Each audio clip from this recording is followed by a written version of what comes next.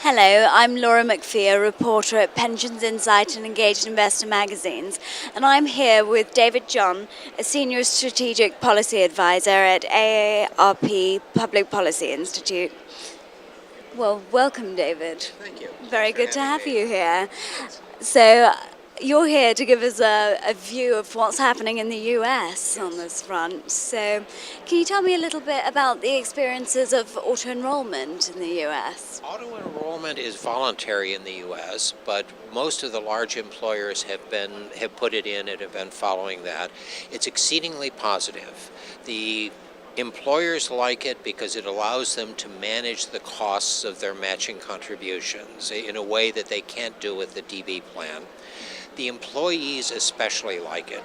I work with a group called Retirement Made Simpler with an R at the end, and we've done some polling of employees who are auto-enrolled. And we find that amongst employees who were auto-enrolled and stayed in the plan, and this is about 85 to 90% of the total, somewhere between 92 and 98% think it's a positive experience. 85% said they started to save earlier than they would have. And even the 10 to 15% who opted out, 85% of them have found it to be a positive experience. So American employees like it, American employers like it. It's a fairly simple process, and it's worked exceedingly well. The one question that we've got is that the law starts people off usually at 3% of income, which is far too low. So what we are also seeing is an increased use of auto escalation, where the percentage you save goes up once a year, so until you reach, say, 9 or 10%. And how do people feel about that? Again, very positive for the most part. The employee under auto enrollment has total control, so they can say, I don't want to auto escalate any further. But for the most part, we find that they stick with it. This is especially true amongst the 5 groups who are most likely to undersave. Those are minority groups, women, younger employees, small business employees, and the lower income individuals. We see that their proportion of participation moves from somewhere in the low 20 percentile to 85, 90%. So we're seeing very positive results. Brilliant. And what about the problem with coverage? How is that being addressed? That's the one that we haven't done as well about.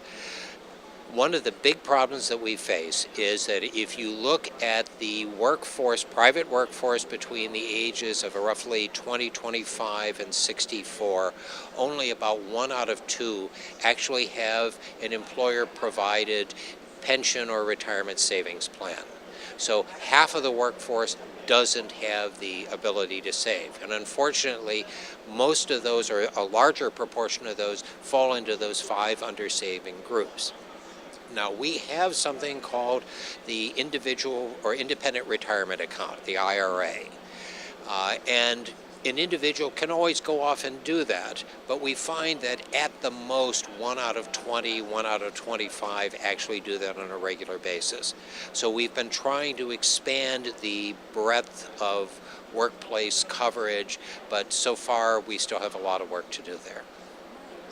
And what do you think the UK could learn from the US experiences?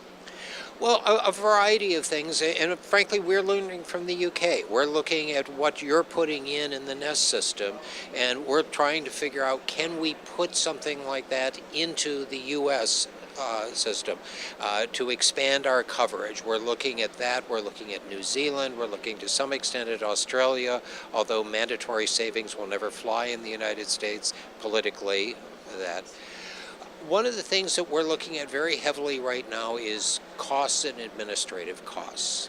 Our Department of Labor issued a regulation last year that's now implemented where the sponsor, the employer, must receive a list of every possible cost to the system they provide.